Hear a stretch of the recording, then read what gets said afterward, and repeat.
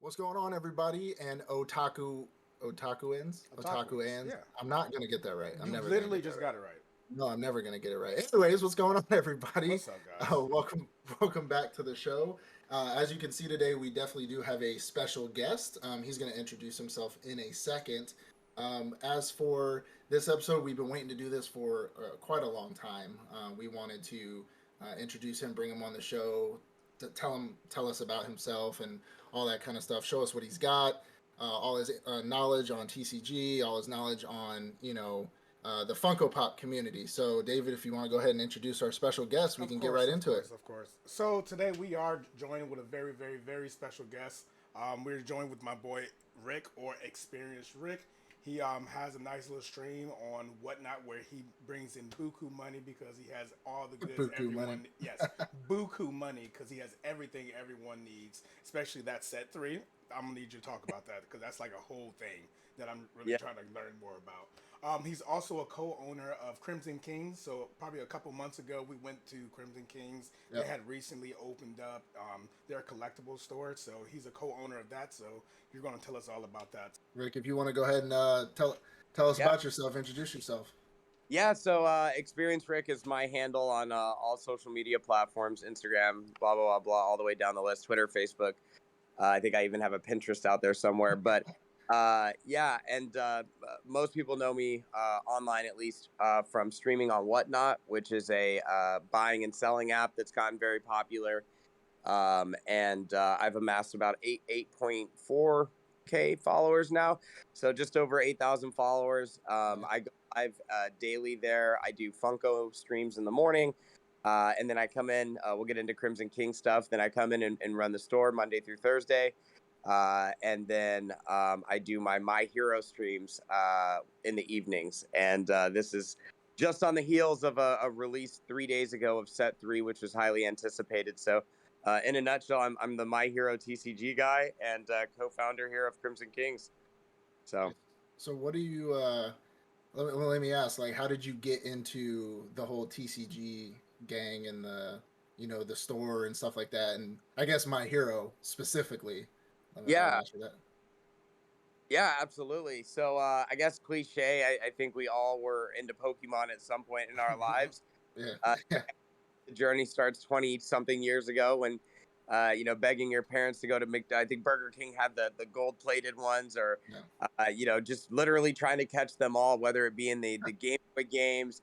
I think we all were kind of caught up in that. And about a year and a half ago, just life brought me to a point where I ended up in a store in my area, and really hadn't been around like any of the local game shops or LGSs as they're known. I'm learning all sorts of new lingo now.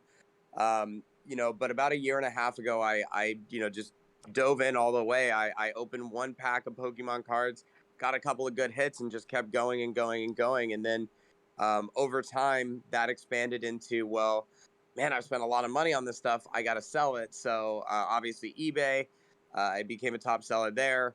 And then I tried to live stream, not tried, I did live stream to myself, my wife, and a few other people on Twitch for a few months. And then there was a new opportunity with Whatnot, and basically just grabbed it by the horns. And, 8 months later now, we have a retail location with two awesome business partners. I'm still ripping packs, not for myself as much anymore, which is kind of a funny story. But yeah, it's been a real blessing and a life changer for me. I mean, um, you know, a year and a half ago, opening a pack of Pokemon cards, I never thought that I would ultimately that transaction would lead me to the other side of that table where I'm actually checking people out for those same type of products. But I guess you just never know what's going to happen, and just very fortunate and grateful for everything that's happening. Okay. So Absolutely. what does that collection look like? I know you still have your own Pokemon card, My Hero collection. How huge is it? So it's no, great question. So I think for me, I got to a point mentally and definitely financially where you got to determine whether you're going to sell the stuff or keep the stuff. And Yeah. the Yeah. problem with mixing and matching, uh, and this was something that Whatnot really helped me with. Twitch, I was able to have my personal collection, and people would just watch that.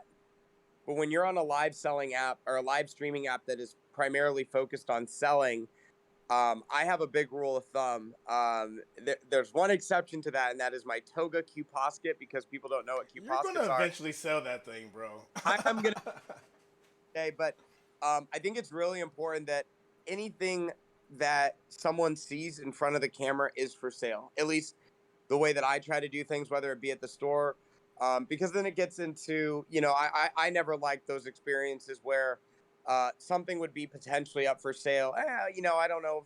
It's like if it's for sale, it's for sale. If it's not, that's totally fine. So I try to draw a fine line. But my personal Funko collection, I have Pete and Pat from Fallout Boy, about 5 out of the blocks glow in the dark. It's about 12 Funkos. 12 Funkos. Hmm. Meanwhile, I think I have 130 in inventory. So I have 130 Funkos for sale, maybe 12 to my name that I own. I did actually, just like every kid, their parents tell them, "Oh, your Pokemon cards are somewhere in the basement." I do, and I just finished sleeving and bindering my entire childhood collection of Yu-Gi-Oh cards as well as Pokemon cards. So base set, jungle, fossil, all those different amazing sets from back when we were kids. So my personal collections are limited, really right now, to base set Pokemon and my childhood collections, and then just a handful of Funkos. That is obviously going to change soon. I did pull the XSR and the SR Yeah, you did. from this set, but honestly, the product for my hero moves so quickly that this is probably the first time that I'm actually going to collectively bring things into my PC or personal collection. But Yeah. now that things are, let's go with wishful thinking. The buku dollars that I will be making to you guys, maybe I'll have a little bit more financing for the personal collection. But it's funny you bring that up, because as I've been streaming more and more, my fan base, somebody actually thanked me for showing my personal collection, and I went back and forth with them a few times, and I thought, man, um, you build a relationship, especially when there's thousands of people that they wait for you, they expect you at a certain time, and I realized in that simple moment of him just saying thank you for showing us your childhood collection, it brought me back. When I'm selling something to someone, they should feel like they're getting a good deal, but it went beyond that when just simply, here's a little insight into my life. Here's a little bit more about me. And when they can connect to that, I found that to just be really amazing. And one of the benefits of being able to interact with people, even non-vocally, it's been Okay. really, really. So with the like all the TCG and all the cards that you collect, especially like your own personal collection, are you in any like tournaments? Do you play any game? I know Yu-Gi-Oh! There used to be a whole tournament for Oh Yu-Gi-Oh! And man, stuff there like was a that. tournament everywhere at the Yeah. Do you library. do you yeah do you play in any of those? Yeah, so Yu-Gi-Oh! No. Yeah. There's a few guys that come by the store that are waiting for me to learn, probably so they can catch the easy W. Yeah. I Of course. asking if I know. I actually tell guests, when they come in and they say, oh, we're not that good. What's the is it casual? Is it not? I say, well, I barely know it and I'll play it. So if you want an easy W, come on down on Wednesdays when we do my hero tournaments, Thursdays when I offer the easy Ws for Yu-Gi-Oh players, and then Fridays, Friday Night Magic. So, and I'm not very good at that one. My hero, I can, talk a little junk on it and keep a good confidence level that I'll be okay. But um, yeah, no, I did play Pokemon competitively. I would still say that I do. Obviously, with the pandemic, it's less in play, than it is remote. And they're also in the process of revamping the Pokemon Live app. So, that's kind of the competitive nature of it. So Pokemon 100% I play, whether it be sanctioned or just casual play, Mhm. Pokemon and my hero. I'm currently in the process of learning Vanguard card fight, which is interesting because there's two anime, other than My Hero, there's two other anime TCG companies that are really popular. Y Swartz, and Y Swartz has Demon Slayer. They have, I believe, Attack on the licensing for Attack on Titan. Um, Rent a Girlfriend. I mean, just a lot. Tokyo Rent a Avengers, just girlfriend. Hell yeah. stuff that you guys would know that Right. I ordered or not. But Weiss Schwartz, I've heard the playability is nowhere near as good as Vanguard. So the better looking cards and the more popular cards are with Weiss, but the more playable. And then that goes back to the playability of things. So I definitely plan on branching out into a few other games. Right now, like I said, Pokemon and My Hero. Magic, I know how to play, but not to the level that I'd feel comfortable in a setting of 8 to 12 people getting my butt kicked. Yeah. But definitely Magic and Yu-Gi-Oh! I'd say are next on the list. Just because I love when someone comes in here and they're like, "Oh, I play Yu-Gi-Oh!" I'd love to be able to sit down and at least hold myself to a certain level of competitiveness with that. So See Okay. what's crazy is we're the anime guys in this podcast right now, and I knew there were cards for other like animes. I knew there were cards, but I yeah, didn't know you could play them. Like obviously Pokemon and Yu-Gi-Oh you could play. yep, I knew about Magic a little later on in my life, but like other than yep, that, I didn't know you could play My Hero cards. I didn't know you could play One Piece cards. Like Yeah. I didn't know you could actually play with those and like Yeah. battle. I thought that was the craziest thing when I Same for learned yeah, me. that. Same So for me. Like I knew they existed, but I like didn't know just to people. collect. I didn't know people Yeah. played them. Like I knew they like were trading card games, but I didn't know people actually trade them. Like when I joined one of your My Hero streams, it was like all these people love My Hero that much, and I'm like watching. They just want to even watch you open the packs because the cards they look amazing. You explain all the different effects and how it works, and it's like, oh wow, this is an actual thing. So that came as a huge surprise to me as well. it's the community is super interesting because and not to say this will never happen again, but even for people now that are getting involved, um, it's different when you're there from the very beginning. I remember when 3 or 4 people, and they're spending $100, $200, right? So you're like, man, I might make 1,000. I just started like, but then you start getting into pallets and cases and seeing that these 5 core people, those 5 people that were buying, they're now streamers and they have their own 20 people that buy from them that don't even know me directly. But what's interesting is when I go into their streams, people that I don't know are like, oh, that's Rick, the OG, the GOAT, the whatever. And like, no, that's that person, that I never, it was really 5 of us that built this, and now there's 500. And Yeah. it's really awesome to see that. But what's so unique about this community is there was an interesting delay for set 2. So with My Hero, the sets followed the seasons. So I came in January, right after set 1 was released, like a few months prior. So I wasn't in the beginning part of the release or pre-release. But then I saw set 2. Funny enough, I'm actually tracking season 1 in real life. So cards match. The cards are actually artwork of things that Yeah. happen. Yeah. So one of the reasons I haven't gone ahead is now that I will now. I'm not going to wait till every set, but it's been really interesting because what I actually have is you guys could probably name more characters, more quirks, more stats, but when it comes to the genuine bond between the game and the anime, the way that I'm literally learning it from the ground up with no other previous exposure is a very, I think, relatable thing. So Yeah. when people see me open a pack and I'm like, who is this guy? We can all relate to that new, fresh feeling. Yeah. So I feel like the audience has been awesome. But the other thing to give a lot of other people credit for is during that downtime, set 2 was supposed to release back in May. It ended up not really coming out till the end of July, almost August. So there was like 3.5, 4 month period, if my math is correct, where I was busy getting the store off the ground in order to secure product or allocation numbers to make sure that set 3 went off without a hitch. All of the other 4 people that I was talking about that started with us, Champion, Fudge, the Caitlin, Yeah. Zombie, for people, FSQC, Superman, Cherry. These are people that are still in the streams actively today. Yeah. I see them all the time. Hated mystery bags.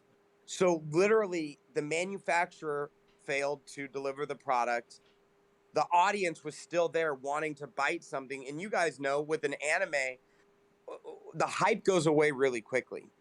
And what they were able to do by creating these mystery bags, they also added, they were called bus tickets or Japanese cards. They took English cards or Japanese cards, put a cute sticker in there, and literally created and stretched that like excitement for this product, and pretty much single-handedly kept the excitement for this game alive. And then obviously being able to be here and see 12, people all under the age of 21 playing this game, learning this game. The one thing I can say about the TCG for My Hero that's different than the other ones is that the way the characters play is very similar to how they operate in the game. And I don't think Pokemon really has that. And what I mean by that is I've never personally played someone in Pokemon that's like, did you see the last episode of the show? That doesn't happen. Yeah. Same thing with Magic. It doesn't happen. Magic does have a comic book series, which is out, which I plan on getting because it's actually an infant stage. Yeah, this would be and anything Magic over time does well. So it's one of those things that I'm considering, kind of just getting it for the personal collection just because I know it's going to go up. But I've never seen a game where, or anything really, where the anime people, like you said, that didn't even know it was a card game, once they do, they not only are willing to learn, a lot of them are not TCG people. So it's bigger than just, oh, hey, they play cards on the side and this is just another card game. People are actually crossing the chasm or the gap of education of, oh, wow, I didn't know that existed. And then they either buy to collect, but there's a lot of people that actually have learned the game. One of them is actually the top 64 in the country right now. So what's insane is that not only did they learn it, some of these people have perfected it, and I've never seen that type of growth that quickly within a small community. So you're not the only ones that didn't know it was a TCG, but as the company that manufactures it does a better and better job with the artwork, this set they have a Chrome Rare chase where there's 100 of each.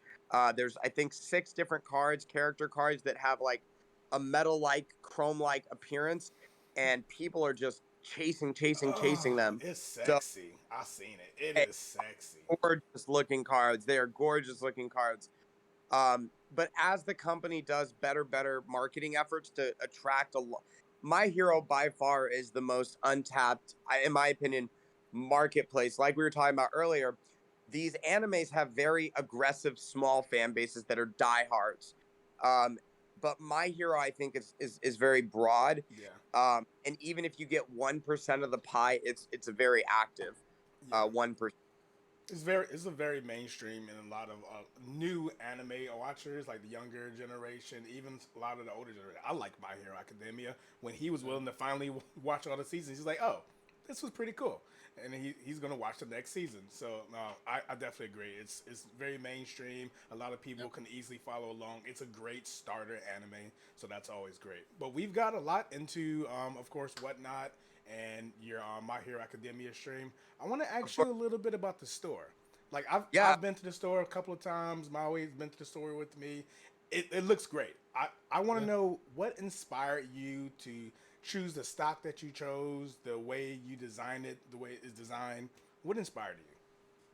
And of course, Um, your co-owners. Yeah, of course. So, the founders, all of us had. I probably was the least based in anime. I mean, we're talking, statues like you guys in your backgrounds, like in their homes, and So my business partners were very active in that. Mine was definitely born out of a necessity where, as I was growing as a streamer, there's essentially not that it's any big secret. There's streamers, then there's retailers, and then there's distributors, and then there's manufacturers. And I just knew common sense. The higher up the ladder that I can go, the better off I am. I at one point was even in talks with the manufacturer. The problem becomes there are pipelines that are already set up. Yeah. No pun intended on the pipeline, not political at all, but there are already mechanisms in place between manufacturers and distributors. Yeah. And basically what was made very clear to me is streamers are not really considered at all eligible to get distribution because during the pandemic, everyone and their grandma went into their basements and said, I got a bunch of Pokemon cards. I want to keep selling them. Let me get a distribution deal. Well, they locked all that out, because basically people were abusing it. Not everyone should be able to buy tax free at wholesale prices, right? And then what happens is what happened with Pokemon. A lot of people don't know this. It it has real life ramifications. At one point, you literally could not buy Pokemon cards at Target or Walmart. This was about a year ago. If you go there today, you'll still see remnants of what happened, where it says limit 2 to 5 per customer. People were getting robbed at gunpoint because the demand for Pokemon has never gone away. But then there's shortages on products because now they're sending them out to streamers instead of actual brick and mortar stores. So, one thing that the store was set up for was I wanted to be able to provide more product. My partners also have their own, ventures in which they also are in the anime TCG space. And the other thing is the biggest reason I think that I can articulate for a collective of why we all did it, is that you can't buy that human interaction. A lot of the people that I stream to and with, I know them personally. There's a relationship there, but there's nothing like the best experience that I can give to articulate why we did this. We happen to be located next to a dentist's office. A kid had just had some dental work done or was in a bad mood, would not look up. I mean, just jacket over his head, horrible mood, kind of attitude with the parent. And I handed him a Go Beyond promotional card from My Hero. His face lit up. I mean, everything had just changed 180 completely. So much so that he actually forgot to look back up and see the door. He actually, boom, hit his head on the door. Was still smiling afterwards. Had the card. Didn't drop the card. I give him credit there. He didn't drop the card. He's going to be an athlete or something. But, I mean, he bonked his head really hard. And it was in that moment that I realized, like, this will never happen on a stream. That interaction, that emotional experience, it's just different. And so, being able to watch a dozen people, almost 2 dozen people, be in your store. Yeah. Some kids are occupied with the Funko wall. Some are learning a new game, and it's just amazing to be able to facilitate or to even experience that just community, that in real life community. And I think that's why we all started it ultimately, was to have what we had online, offline, and a place for ourselves, our family, our friends to be able to congregate, play these games that we love, but also share that with the bigger community of Stafford, Fredericksburg, and then ultimately we also are online to the world, right? But um, inherently, it was just an organic thing that just came of what we were already doing. Yeah, and not Cool. only So, that, you also yeah. hold tournaments and teach people how to play TCG. That's pretty awesome. Why did y'all decide to do that? Um, so a lot of what we decided to do, the tournament part is more common just because the more tournaments you host, of course you're able to get better access to pre-release or tournament kits. So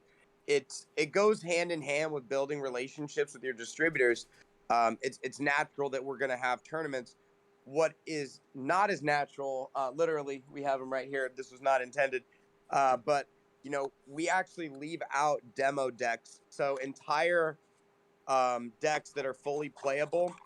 And that way the kids, let's be honest, kids come in and they're like, I like that this week. I like that this week. We're like, hey, here's a demo deck that we put together. That's lit. Try it out, learn it, and the parents are like, are you sure? We can just buy one for 15. I said, listen, save yourself the $15. Make sure they like it. They're like, yeah, that's smart. I'm like, yeah. And then they'll come back. The kids actually like it, and they get to experiment. So that's the only thing that I can really say is different than other stores. Is I don't see a bunch of stores with example or demo decks, and that was very important to us. We also leave out the how to play guide. So if they want to go over it, hey, free, take a copy of your own. Learn it on your own time.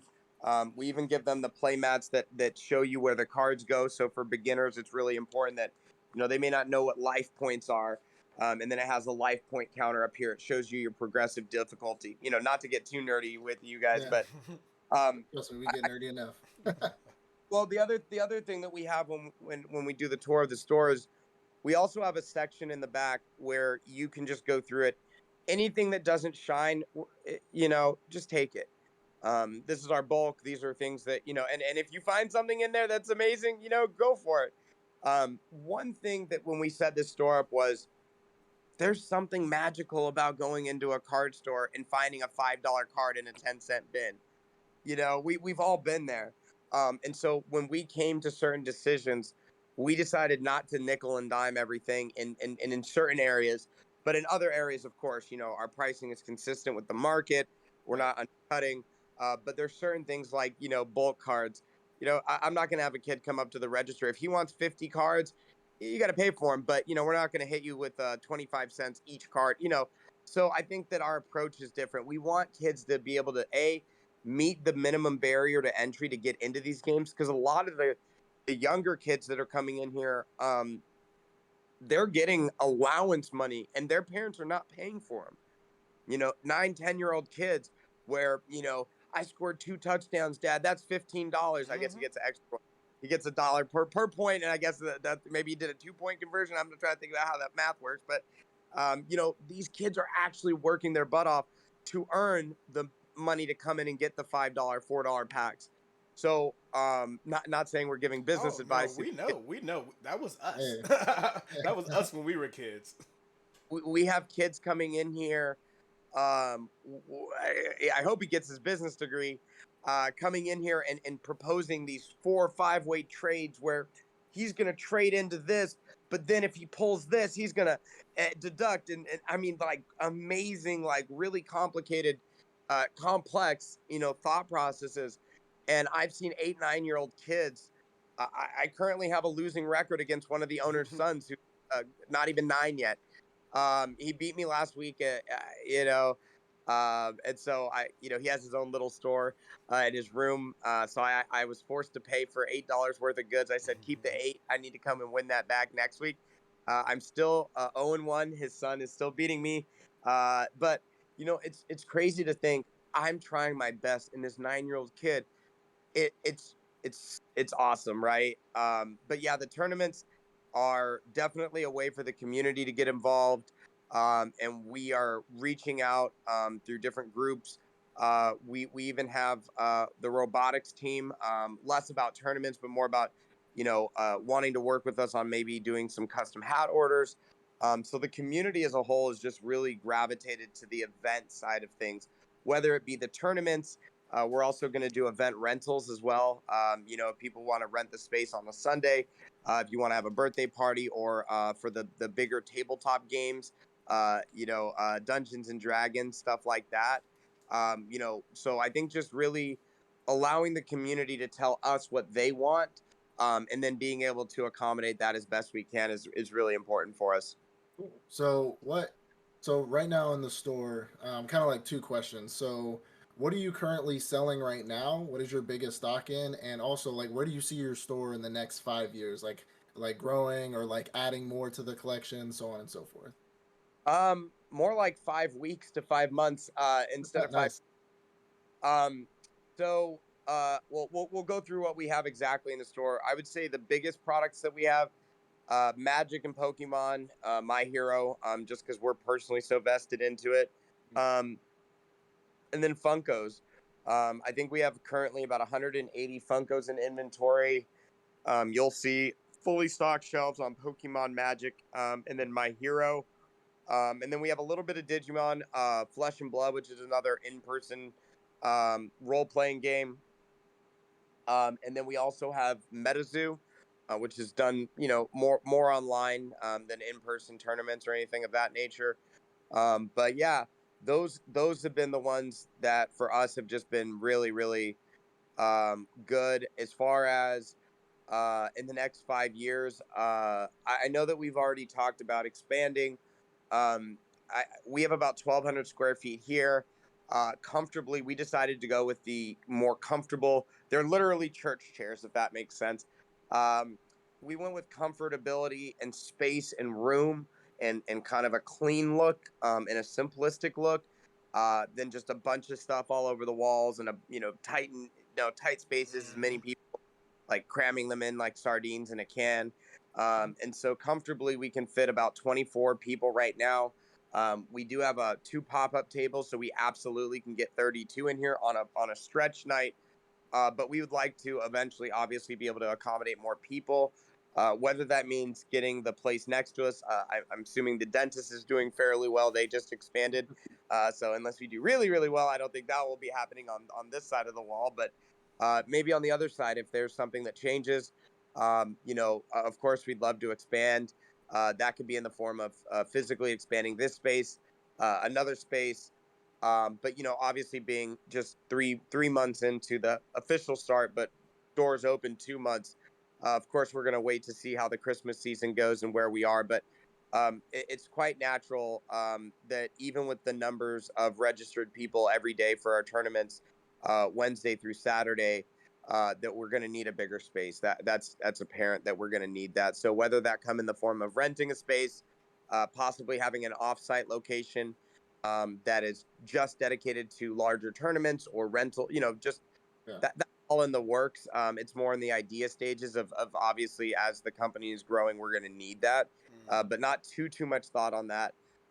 One thing I definitely know that I can speak on that all the partners are in agreement on is that uh, the larger community at a whole is online. And so over the next couple of months, especially with Christmas coming up, my background in marketing hopefully will be shining because I will be definitely pushing big for online sales, potentially some form of subscription a service that might be something we may be interested in. I'm just throwing that out there. But anything that's going to bring anime and this vibe basically to people remotely definitely is something that I know that we're all interested in doing. So whether that comes in the form of online expansion or physical expansion, I know that definitely growth and expansion is going to happen here soon. So Okay, Awesome. lit. that Yeah, definitely. So you talked about a lot about the pros of what you do, both with the whatnot and on the store side. Is there any downfalls that you have found being a new store owner or during your career streaming through whatnot? um yeah, I mean, so for sure. So kind of separating the two. Um I'll dive more into the streaming side because I think I have more to say on that. Hmm. Um the only thing with the physical store is just the complete brutality of while we are selling these awesome fun things like what you guys see on the back of your like in your backgrounds, the business side of it, especially as a store, it's not about what we like. The rep, the manufacturer, the distributor, they may not even be into anime. And so it's different. Um, as a streamer, you pick and choose who you want to work with. When you're a store, you work with who has the products that you are trying to sell. And none of those things being negative or necessarily cons, but just a reality check of when I am experienced Rick, it can be all fun and laughter because I choose the conversations and I choose the rooms that I want to be in. Versus I need to negotiate with these people because they are the only provider of this game or of this product. Um, the other thing is obviously when you go to set up a store or go to set up anything financially, it's not cheap. I wouldn't call that a con. I think that we were very strategic in how we set our store up, in a sense that um, we wanted to make sure the store was making money from day one. So we were online and offline. That definitely helped. Me as a streamer was able to stream some of the product store on it on the store's behalf. And so we don't really have a problem of inventory sitting, which is a very good problem, or not to have. Um, as far as the streaming goes, there's a lot of negatives, right? There's a lot of cons. Um, my wife getting trolled. Um, I mean, it's the Really? internet, right? Yeah. things Hmm. that I didn't necessarily expect. When I had like 3,500, 4,000 followers, I mean, first of all, not everyone knows what whatnot is.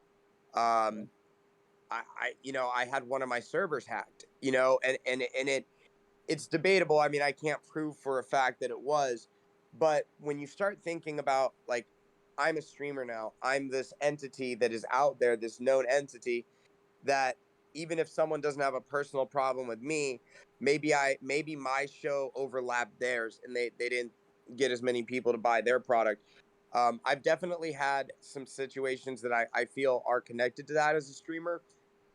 So having to actually understand like one of the first things I did as a streamer, and fortunately for me, it gave me the wisdom and the insight to share this with other people, specifically women that were running into like stalkers. Is the first thing that I did is I made sure that I had my forwarding address or my business address on Whatnot, and that way I've actually purposely had people buy things from me to get my personal address. All jokes aside, to think about that, it is kind of crazy, right? Yeah. Like, what purpose do they have? Maybe it's a joke, maybe it's not, but there's just a lot of territorial things that have happened with streaming. But again, while they are cons, they are for sure. I'm not going to sugarcoat it. They're negative things. They're natural things that, as I've learned and grown from them, I'm able to then share that with other streamers. I had a young lady, I won't say her streamer name or anything, but um, doing very, very well for herself. And then she just stopped. Turns out she had like three guys that were spending a lot of money with her, but it got to the point where it, she realized it wasn't about buying the product, if that makes sense, without going into details. And I said, well, what is your real concern? Can't you just set up another account? You don't, she doesn't even show her face. She's like, oh yeah, like, it's not like they'd recognize my hands, but they have my address. Mhm. And I Mhm. said, well, go set up a $20 a month PO box. Well, how do I do that? Don't I have to have an LLC? No, you don't need an LLC. So again, something that I took as a negative was able to protect or save or help another person. So a lot of this is knowledge based sharing, right? Like Yeah. I have someone to say, don't do this or do that. So I oftentimes take all those negative experiences and then relay the positive message of don't do that because I made that mistake. Don't fall in that hole. I already stepped in it. So that's I mean, in a nutshell, that's about it. I feel like I have control over my own losses. If I go out and buy a bunch of Dragon Ball Z because someone told me they love Dragon Ball Z and then they don't sell, that's on me. We're in the business of cardboard. I have to wake up every day and feel very fortunate and blessed to be able to sell things that are fun, that are interactive, that bring smiles to people's faces, as long as they don't get damaged in the mail. Only downside. That is a definitely a constant downside. But for the most part, as long as you deal with the right people and you have a good attitude, there's very little downsides to this other than the time, which is big. Well, that's good. So, getting into all that, the store, the TCG and all that, I feel like we already know the question or the answer to this question, but I'm gonna ask you anyways. So, what's your favorite anime, and who's your favorite character in that anime? Okay, so My Hero Academia and Of then course. Ochako. Ochako, Oh, Taka. also known as Gravity. Yep. Don't say anything after season 3, though. I'm still not there. Uh, so the the reason why it's my favorite anime, first of all, I've only watched two, so hopefully your Yeah. viewers, they already don't like me because I'm a My Hero one. So the only two I've ever watched are Attack on Titan, um, and then My Hero up to season 3. But um, My Hero for me, first of all, I didn't know anything about any other animes. When I saw aesthetically, and I come from a marketing kind of like design background, I guess, if you will, creative background, I'd say more than design, but the look and feel without knowing anything, I can definitely relate All Might to Batman. Super, just look and appearance, and then as I'm watching season one, a lot of them more. I feel like there's a very distinct storyline with most animes, that where the protagonist and the antagonist and the way that things progress is very different. I feel like My Hero does a really good job of Americanizing, and then also down to the fact that I think it's one of the easier ones with the whole dub, I think they did a really good job from day one, English, and so you could it just was very accessible, Yeah. and it reminded me a lot of how Marvel and DC has flirted with live action and done very well, which it was not typical. So I feel like My Hero crossed a really big bridge, and it was easy for me to get into. Why I like Ochako is pretty simple. Everyone in that in the series up until then, oh man, I want to be the strongest. Basically all self fulfilling reasons. And then Ochako says, all I want to do is help my dad and his construction company and provide for my family. And what if I could float all the heavy equipment? Do you know how much money he would save? And it was interesting because in that moment, that is something that I preach to everyone. There's only two ways in life to make money. Either you make more or you spend less. And a lot of people forget that you can feel more money if you save or spend less. And when Ochako said that, it immediately meant she has that entrepreneurial tick. And then she went on to say more about why she wanted to be there and to be a hero. And Deku even, and I love puns too as a writer, Deku even said in that moment, he said, wow, out of all of us, she's the most grounded. Obviously, with her floating and then grounded. I love that double entendre. But it was a brilliant moment in which I fully could identify with her characteristics. Like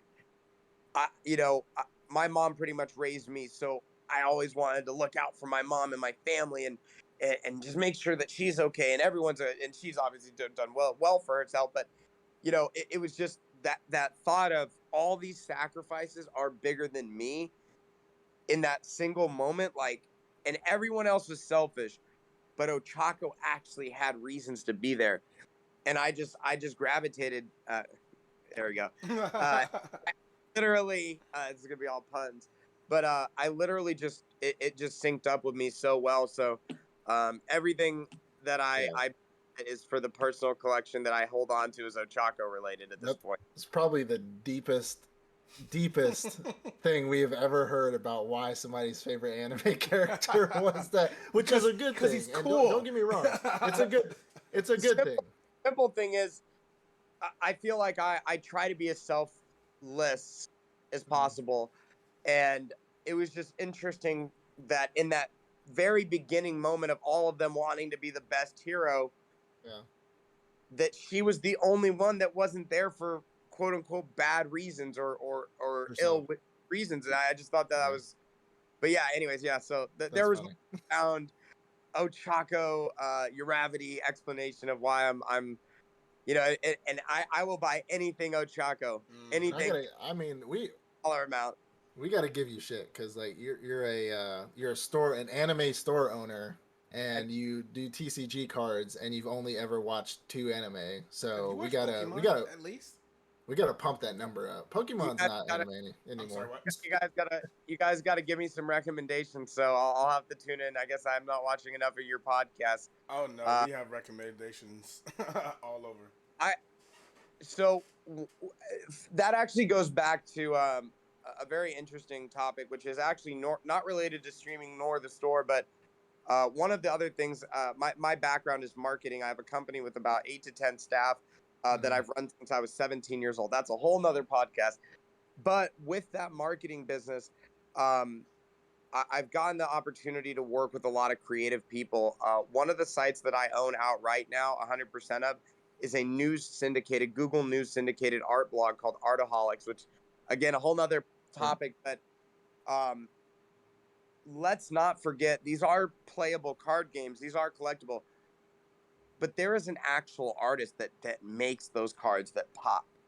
that designs those cards that look so cool, that design the figures. And that to me at a larger level is not appreciated enough. You'll see the name of the artist at the very bottom in small letters or something like that on the card or on the playmats. But I think that when I want to get into something, the style of it, it doesn't need to be brand new HD, but I think whatever anime I gravitate to next is going to be based on the content, but the content with the creatives and how I personally connect to it. Mm-hmm. I mean, that's one of the big things that we do talk about on this podcast a lot is about with our favorite animes and why they are our favorite animes. And I think we had an episode, and maybe it was a couple weeks ago, where we were talking about why Naruto was one of my favorite because it had an emotional connection or a pull to me when I was a younger kid.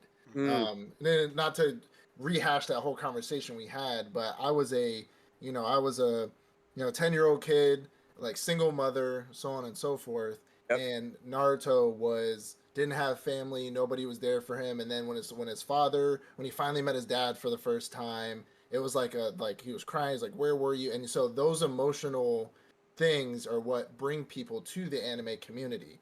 And if you can find that anywhere. And just like you with Ochaku, like she wants to provide for her family, and I think we can all relate to wanting to provide. Me and David have families. You have a family. Like we want to provide and be there for our family. So I think that's a really good explanation on why you like the character. Because I honestly I watched all of the seasons of My Hero just to prepare myself for this new season that just came out, Yep. and I forgot that completely. That's why she wanted to do that. I did too. Well, in my mind, I was just like, oh, she's just there and she's trying to help Deku because she loves Deku. But then when you brought it up, I was like, oh, she did That's say that, didn't crazy, she? right? I Like was like, for she me, did she say was just that. like a Like, side female character to the Yeah, main male character. But that's like, so much deeper than that. like another, not to get off topic, but what's really interesting as well is, I don't know if things change later on in the seasons, but she was also the only one where in the beginning battles, she didn't give up or get defeated. They had to physically remove her because she was still trying to go after Bakugo. Mm. And I can relate that to being an entrepreneur or any venture that you're starting.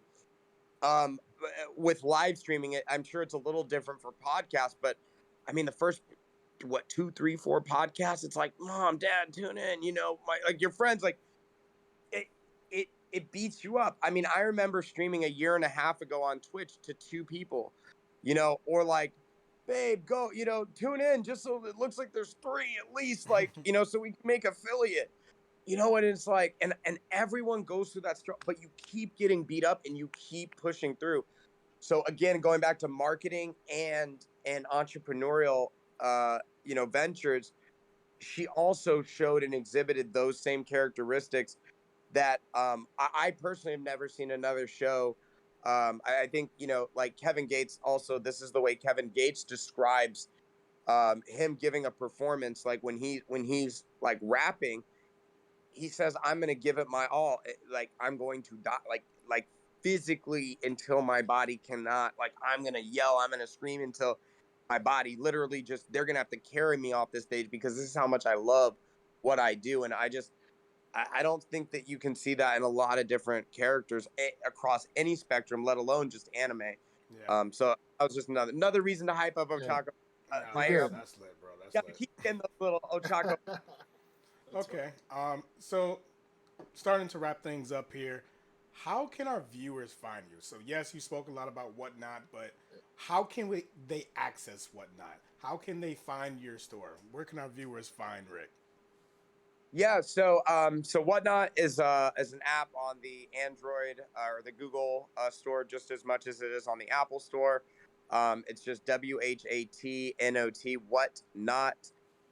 My username again on all platforms is the word experience and then Rick, Mm-hmm. RICK. All right. So whether it be Instagram, Twitter, Facebook, or Whatnot, the username is the same. As far as the store's handles on all social media: Twitter, Facebook, Instagram, and Pinterest. Actually, I feel like a robot. It's Crimson Kings USA. So Crimson, Crimson, Kings, Kings, and then USA. I'm sure you guys will have the nice pop-ups that actually show it. I'm terrible at spelling myself, but those are the places that you guys can find. As far as the physical location, my favorite place to play or be, we're just in Northern Virginia, in a town called Stafford. If you're familiar with Stafford, we're off Garrisonville Road. But once you do a couple of quick Google searches and just type in Crimson Kings or Collectible Card Store Stafford, we should pop right up. Yeah, I guess that's the easiest, most simplest way for us for people to find us. Awesome. Well, we definitely will have your tags and links in our description. So everybody, I mean, especially if you're an audio listener right now, hop on over to our YouTube channel. We will have his tags in the description at the bottom. So if you want to go there, just to touch on it really quick, I know you were saying that you wanted to, or you were getting into the online sales and delivery. So is that something that people can reach out and get things delivered to them, so on and so forth? Absolutely. So everything that we have physically in the store, with the exception of we have some snacks and drinks now, and a handful of other items, everything is available for online purchase and delivery. Okay. And so, whether it be the newest Magic set or Pokemon, or My Hero Academia or Digimon or MetaZoo or Flesh and Blood, Funko Pops, all of those things are also on our website, which is crimsonkings.store. And I know you'll plug the link to that. Yep.